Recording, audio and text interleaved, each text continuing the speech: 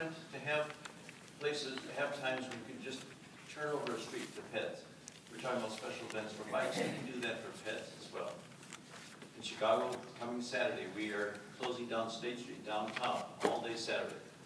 And it's just going to be pets, the whole street. Then the next Saturday, we're doing Milwaukee Avenue for 2 miles.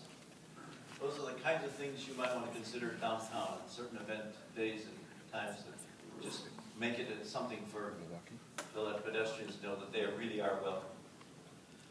Downtown walking tours. Tourism is a big deal here.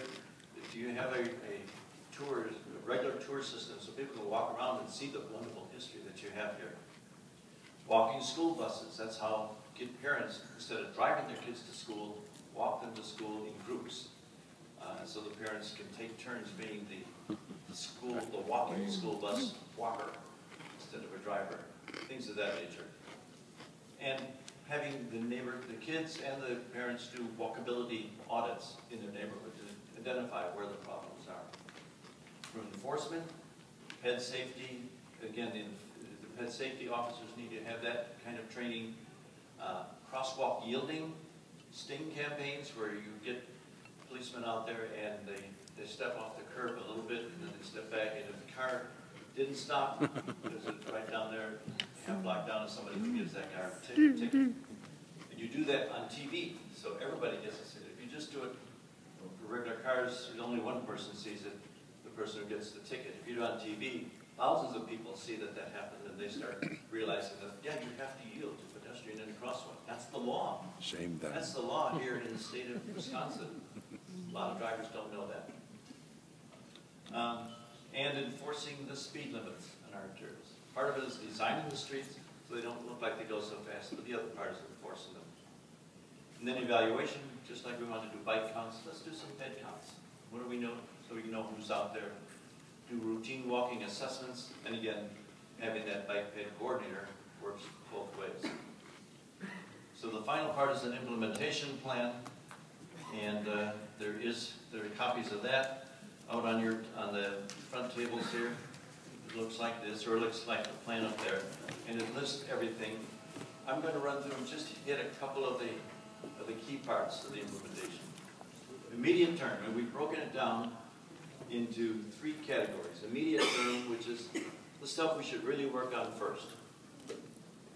One is to get the bike ped coordinator and have a standing committee of bicycle and pedestrian, not just a bike committee, but a standing bike peds committee. Secondly, to start doing a bike lane, and we're recommending that King be your first bike boulevard, because it goes from the university right downtown, and it's got a lot of good things there. And adding bike lanes to Clinton. Clinton is perfect street for doing a road boulevard. Doing wayfinding signs. You've got 8 miles of routes out there that nobody knows where they go or what they do. So at least get those signs so people know where they're at when they're going around. And then we've listed various improvements. We signaled at East and La Crosse and some others, things that we could do right away. And we're suggesting an accessibility fund. I think we suggested $50,000 a year that is devoted just to making sure that ramps are improved and made accessible where they're not accessible now, and to do a priority. And part of that map that we've showed you is a priority of where the first ones need to be done, the second ones, and the third ones, and to prioritize them. The second part is what do we do next? What do we do in the next 1, 2, 3 years? And we've listed more pedestrian intersection improvements, some of the more costly ones, maybe some signals like 33rd and Cooley, some of those kinds of things.